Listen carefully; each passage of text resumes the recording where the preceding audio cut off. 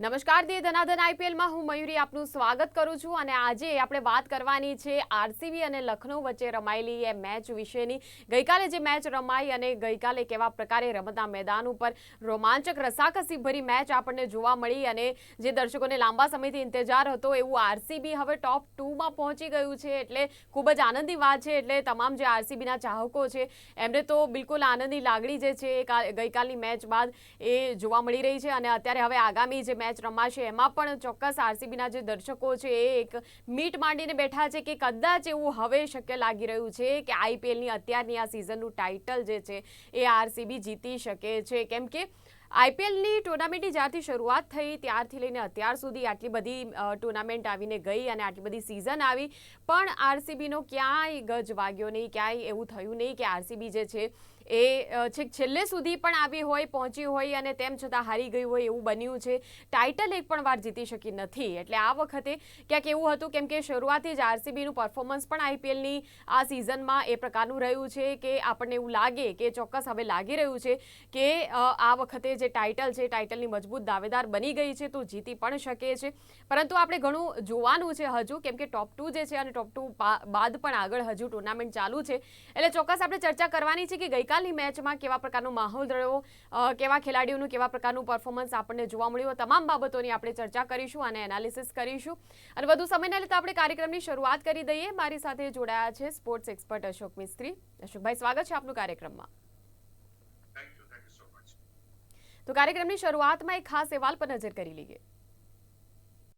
આખરે Indian premier લીગમાં રોમાંચની પરાકાષ્ઠા જેવી royal Challengers Bengaluru અને લખનઉ સુપર જાયન્ટ્સ વચ્ચેની દિલધડક મેચમાં બેંગલુરુના કેપ્ટન જીતેશ શર્માની 33 બોલમાં 6 છગ્ગા અને 8 ચોગ્ગા સાથેની ખતરનાક બેટિંગના સહારે બેંગલુરુએ પોઈન્ટ ટેબલ પર ટોપ 2માં સ્થાન મેળવી લીધું હતું। કાલની મેચમાં ઘણા નાટ્યાત્મક વળાંકો જોવા મળ્યા, અઢળક મિસફિલ્ડિંગ જોવા મળી, કેચ ડ્રોપ જોવા મળ્યા, રન આઉટ કર્યા બાદ પંતે ખેલાડીને પાછો બોલાવી સ્પોર્ટ્સમેન સ્પિરિટનો ઉત્તમ પરિચય આપ્યો અને સૌથી અગત્યનું આરસીબીએ પ્રથમવાર 4 વિકેટે 230 રન બનાવી મેચ પોતાના નામે કરી।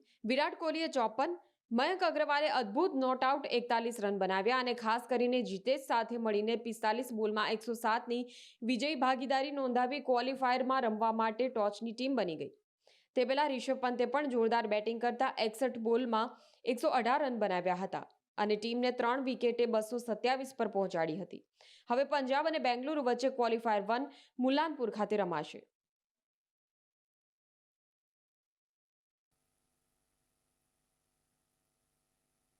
રોયલ ચેલેન્જર્સ બેંગલુરુ એટલે કોહલીની ટીમ અને કોહલીના ધુરંધરોની આ ટીમ કે જે ક્યાંક એવું લાગી રહ્યું છે કે આઈપીએલની અત્યારની આ જે સિઝન છે એ આ સિઝનમાં ટાઇટલથી કેટલે અંશે દૂર છે એવું ક્યાંક આપણે એ સવાલનો જવાબ મેળવવાનો પ્રયાસ કરીશું ચર્ચામાં। એટલે અશોકભાઈ, શરૂઆતમાં મારે પહેલા તો ગઈકાલની મેચની આપણે વાત તો કરીશું જ પરંતુ આઈપીએલની અત્યારે આ જે સિઝન છે કેવા પ્રકારની સિઝન આપ જોઈ રહ્યા છો અત્યારે જે પ્રકારે મેચો રમાઈ છે અને ગઈકાલે ખાસ કરીને બેંગલુરુ અને લખનઉ વચ્ચે જે મેચ રમાઈ કેટલી દિલધડક, કેટલી રોમાંચક મેચ હતી આ?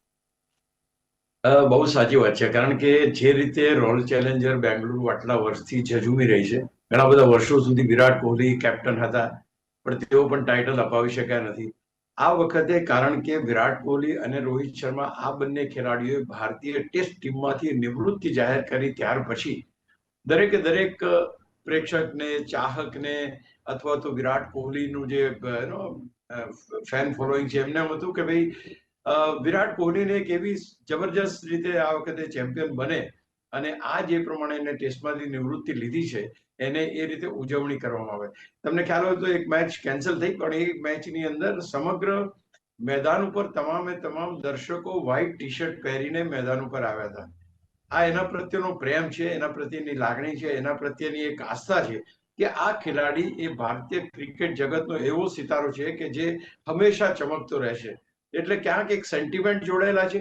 ત્યાર પછી આજે રિટાયરમેન્ટ લીધી એ પણ સેન્ટિમેન્ટ એની સાથે જોડાયેલા છે અને સૌથી મહત્વની વાત એ છે કે આઈપીએલ 2025માં સૌથી સાતત્યપૂર્ણ પ્રદર્શન વિરાટ કોહલીનું જોવા મળ્યું છે। એ કેપ્ટન નથી, એક ખેલાડી તરીકે આટલી ક્ષમતા જાળવી રાખવી અને સતત સારું પ્રદર્શન કરવું એ કોઈ પણ ખેલાડી માટે બહુ મોટી ચેલેન્જ છે અને એ ચેલેન્જ આ ટીમે ઉપાડી છે।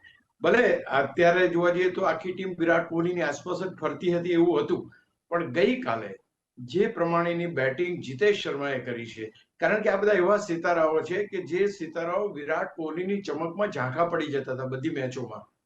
આ એક સિતારાઓ છે કે જેમને રમવાની એટલી તક મળતી નહોતી. જીતેશને ગઈકાલે કેપ્ટન બનાવવામાં આવ્યો હતો અને કેપ્ટન ઇનિંગ એણે રમીને જે રીતે બેટિંગ કરી અને ટીમને જીતાડી, આ અકલ્પ્ય વિજય છે. કારણ કે આટલો મોટો સ્કોર 227 રનનો સ્કોર હતો, 228 જીતવા માટે કરવાના હતા. તમારી પાસે સોલ્ટ, વિરાટ કોહલી, ઉપરના ટોચના ખેલાડીઓ આઉટ થઈ ગયા હતા. મયંક અગ્રવાલ એક એવો ખેલાડી કે જેણે ટેસ્ટ મેચમાં બહુ સારું પ્રદર્શન કર્યું હતું. એને ગઈકાલે આઈપીએલની આ મેચમાં રમાડવામાં આવ્યા, એ પણ જોરદાર અને શાનદાર પ્રદર્શન કર્યું. એણે અને જીતેશે બંને એક પાર્ટનરશિપ બનાવી, એ પાર્ટનરશિપ બનાવીને ટીમને જીત સુધી લઈ ગયા. તો આખી સમગ્ર ઘટના તમે જુઓ તો એ ઘટનામાં એક વસ્તુ જોવા મળે છે કે ઓછા ચમકેલા ખેલાડીઓ કાલે સિતારાઓ થઈ ગયા.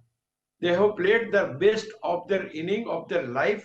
અને ક્યાંક ને ક્યાંક આરસીબી જો કદાચ આ ટાઇટલ જીતે છે તો એમનો ફાળો એ સૌથી મોટો ગણાશે. કારણ કે આ એક મોટામાં મોટો હર્ડલ હતો કે તમારે પહેલા ટોપ 2માં પ્રવેશવાની તક અહીંથી હતી. આ મેચ જીતવી બહુ જરૂરી હતી, પણ જે પ્રમાણે શરૂઆતમાં વિકેટો પડી ગઈ અને લખનૌએ જે રીતે આખો કબજો મેળવી લીધો, ત્યારે એમ લાગ્યું કે આ મેચ કદાચ લખનૌના ફાળે જશે. એ પહેલાની વાત આપણે લઈએ. Lucknow has done great thing. લખનૌને શા માટે આપણે કરવું જોઈએ? કારણ કે લખનૌને રિષભ પંત, કે જે અત્યાર સુધીના નિષ્ફળ કેપ્ટન એમને ગણવામાં આવે છે, એમણે ગઈકાલે સેન્ચુરી મારી અને ધેટ વોઝ સમથિંગ ગ્રેટ. 61 બોલની અંદર એમને સેન્ચુરી મારી અને એ સેન્ચુરી ક્યાંક ને ક્યાંક એમની આ સિઝનની પહેલી સેન્ચુરી બની રહી. બીજી સૌથી મહત્વની ઘટના અહીંયા ઘટી છે, પાછળ પણ આપણે ઉલ્લેખ કદાચ કરીશું, પણ અહીંયા હું કરી લઉં. સ્પોર્ટ્સમેન સ્પિરિટનું ઉત્કૃષ્ટ ઉદાહરણ રિષભ પંતે પૂરું પાડ્યું છે. એક તબક્કે 17મી ઓવરમાં જ્યારે રાઠીએ સ્ટમ્પ ઉડાડી દીધા અને રનઆઉટની અપીલ કરી, તે વખતે એણે કહ્યું કે નહીં, આવી અપીલ મારે કરવી નથી. પણ એ દરમિયાન એણે ઓલરેડી અપીલ માંગી લીધી હતી અમ્પાયર પાસેથી, એટલે અમ્પાયર પાસે નો ડાઉટ એ ગઈ. થર્ડ અમ્પાયરે એને નોટ આઉટ જાહેર કર્યો, પણ એ પહેલા રિષભ પંતે કહ્યું કે આ રીતે મારે અપીલ કરવી નથી, I don't agri two this. એટલે કહેવાય કે જે રમત ગમતના જે સર્વોચ્ચ જેને કહી શકાય કે એક spirit of the game, A spirit of the game જીવંત રાખવામાં કાલે એને સફળતા મળી.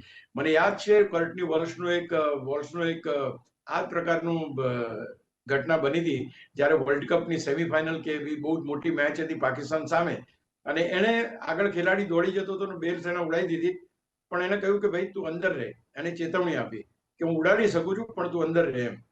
તો એ વખતે જો કર્ટની વોલ્સે એ બેલ્સ ઉડાવી દીધી હોત તો અબ્દુલ કાદિર રનઆઉટ થઈ ગયા હોત અને વેસ્ટ ઇન્ડિઝ એ મેચ જીતી ગયું હોત. પણ એ મેચ ગુમાવી દીધી. પણ સ્પોર્ટ્સમેન સ્પિરિટ જે છે એ સ્પોર્ટ્સમેન સ્પિરિટ કર્ટની વોલ્સે બતાવ્યો. સિમિલર વે ગઈકાલે રિષભ પંતે પણ એ પ્રમાણેનું ગેસ્ચર બતાવીને એક દરેકના મનમાં એક સારી જેને કહેવાય સ્પોર્ટ્સમેન સ્પિરિટની ભાવના એને બતાવી. તો પહેલી વસ્તુ આ એ ભાવના બતાવવાને કારણે ટીમ હારી ગઈ. અધરવાઇઝ એ વખતે જો જીતેશ આઉટ થઈ ગયો તો લખનૌ જીતી જાત, પણ એવું બન્યું નહીં અને લખનૌના હાથમાંથી બાજી સરકી ગઈ. પણ કઈ વાંધો નહીં, જે રીતે જે સ્ટેન્ડર્ડથી ક્રિકેટ રમાઈ રહ્યું છે અને એ સ્ટાન્ડર્ડને જાળવવામાં જે રીતે રિષભ પંતે મદદ કરી, I think heads off to him. એટલે આ રીતે બધી રીતે રોમાંચક મેચ રહી. આટલો મોટો સ્કોર 227 નો સ્કોર ચેસ કરવો અને એ પણ વિરાટ કોહલી અને આ બધા ખેલાડીઓ આઉટ થઈ ગયા પછી, ઇટ ઇઝ વેરી ટફ.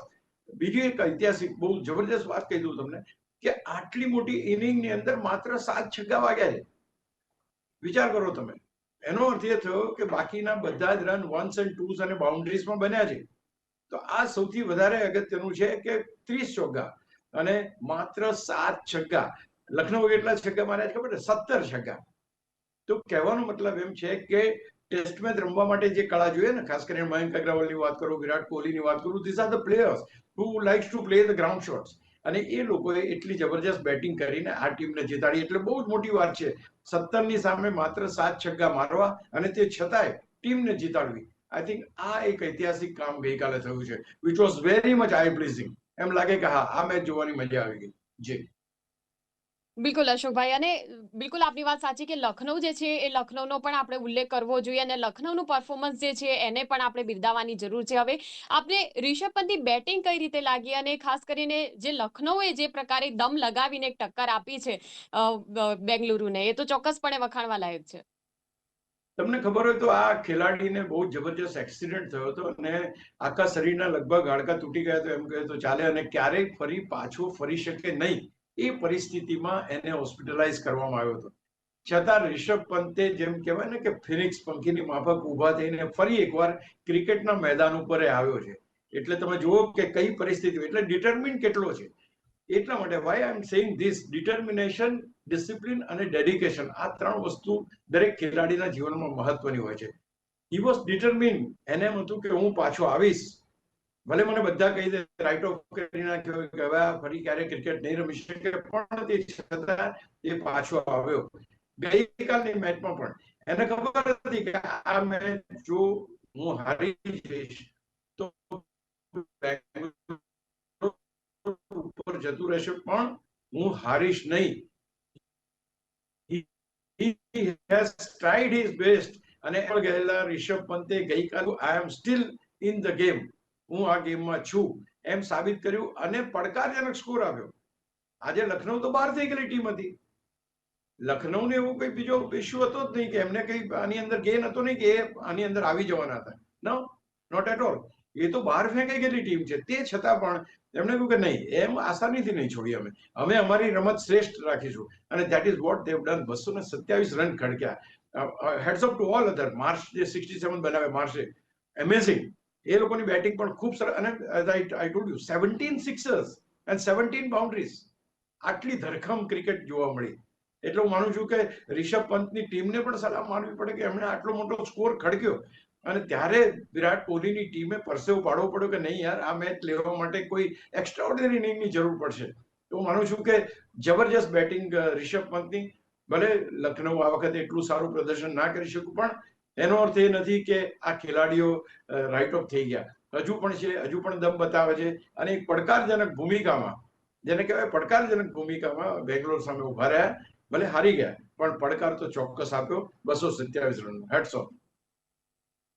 બિલકુલ. અને આપણે બેંગલુરુની જ્યારે વાત કરીએ તો વિરાટ અને સોલ્ટના ઓપનિંગ પછી ક્યાંક ડગમગી ગયેલી ટીમ, અને પછી જીતેશ અને મયંક આવે છે મેદાન ઉપર અને એક પ્રકારે નવજીવન આપે છે આખી ટીમને. એટલે કઈ રીતે આપ જોઈ રહ્યા છો બેંગલુરુની inning? The fighters are all around. IPL એક એવી વસ્તુ છે મયુરી કે જ્યારે તમે આવી વિપરીત પરિસ્થિતિમાં સારું પ્રદર્શન કરીને ટીમને જીતાડવામાં મહત્વનું યોગદાન આપો, ત્યારે તમે હીરો બનો છો. This was the game of becoming a hero of the match. આ જીતેશ શર્માનો ઉપકાર બેંગ્લોર ક્યારેય નહીં ભૂલી શકે. The way he has batted. ગઈકાલની એની બેટિંગ જે છે, અફલાતૂન બેટિંગ, ક્લાસ બેટિંગ, છગ્ગા ચોગ્ગા, એ કોઈ લાઇમલાઇટમાં હતા નહીં. As I was telling you કે શરૂઆતના તબક્કાથી સોલ્ટ અને વિરાટ કોહલી જ મોટા ભાગે રન કરતા હતા, એ જ લાઇમલાઇટમાં હતા. જીતેશ છે, પાટીદાર છે કે બાકીના જે ખેલાડીઓ છે એ લાઇમલાઇટમાં હતા નહીં. ગઈકાલે એવી સિચ્યુએશન ઊભી થઈ કે બહુ જ સરસ. Virat Kohli was playing the best of the game of his life. અને એ પ્રમાણે સોલ્ટ, આ બંને સારી શરૂઆત કરી અને એમણે પણ બરાબર રિક્વાયર્ડ રન રેટની સાથે મેચ કર્યો અને એ પ્રમાણે બેટિંગ કરી.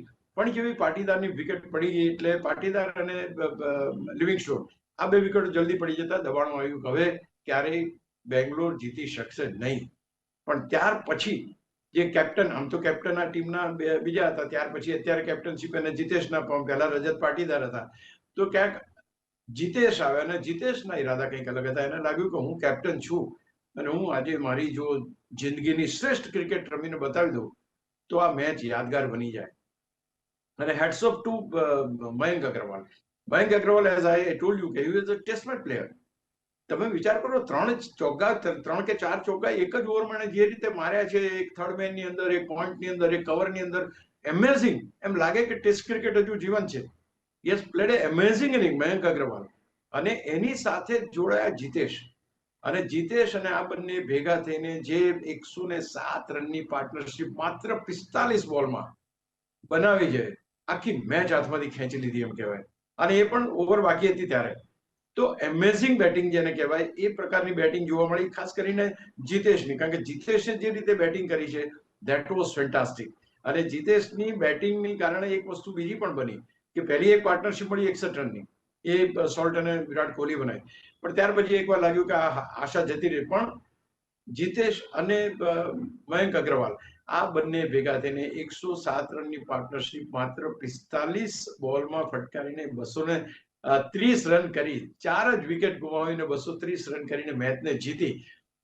ઐતિહાસિક કહેવાય આ વસ્તુ. જે જીતેશની બેટિંગ છે લાંબા સમય સુધી આરસીબી યાદ કરશે, કારણ કે આજે એવું છે કે જો તમે ત્રીજા ચોથા ક્રમે, ધારો કે આ હારી ગયા હોત તો કે બેંગ્લોર બહાર નહોતું થઈ જવાનું, પણ બેંગ્લોર બહાર ના થાય તો એમને એલિમિનેટર રમવું પડે. એલિમિનેટરની અંદર તમારે 2 મેચો 2 વાર તમારે ખતરાનો સામનો કરવો પડે. એટલા માટે અહીંયા તમે આવી ગયા, તમારી પાસે પ્લસ પોઈન્ટ છે. જીતો તો તમે ફાઇનલમાં જાઓ છો, ના જીતો તો તમને વધુ એક તક મળે છે રમવાની. તો એટલા માટે 1 અને 2 માં આવવું જરૂરી હતું. જબરજસ્ત રીતે બેટિંગ કરી આ બંને ખેલાડીઓ અને આખી ટીમને જે એક કહેવાય કે એક પ્રતિષ્ઠા આપી કે હા, આ ટીમ પણ રમી શકે છે. So that was very exciting of Jitesh Sharma being A captain. આટલી જબરજસ્ત કેપ્ટન ઇનિંગ રમવી અને ટીમને જીતાડે એવી ઇનિંગ રમવી. જીતેશ પણ નોટ આઉટ રહ્યા અને મયંક અગ્રવાલ પણ નોટ આઉટ રહ્યા. 107 રનની પાર્ટનરશિપ કરીને માત્ર 45 બોલમાં. મયંક અગ્રવાલને પૂછવામાં આવ્યું કે ભાઈ તમે તો શોટ કઈ મારતા નહોતા, તો કે મારી ફરજ એટલી જ હતી, મારો જે રોલ હતો on the ground was to give maximum strike to Jitesh. કારણ કે હું એટલા ઊંચા ફટકા નથી રમી શકતો, because he was a test player. એટલે એની પાસે એ ક્ષમતા નથી કે છગ્ગા મારી શકે. એ છગ્ગા મારી શકે તો જીતેશ મારી શકે. એટલે he has given maximum time, maximum strike to this man Jitesh, who hit 6 sixers. અને એ રીતે જે ધમાકેદાર એક અન્ડરસ્ટેન્ડિંગ જોવા મળી, ટીમને જીતાડવાનું જનૂન. સી આ બધી મેચોમાં એક જ વસ્તુ છે, જનૂન, કે મારે ટીમને જીતાડવી છે. બસ. તો તમારી પાસે સાહેબ એક રૂરકે કરીને એક બોલર છે, એને 4 ઓવરમાં 74 રન છોડી નાખ્યા. 74 રન્સ ઇઝ 4 overs. એને તમર આવી જાય એવી રીતના એની બેટિંગ, એની બોલિંગમાં બેટિંગ કરી આ લોકોએ.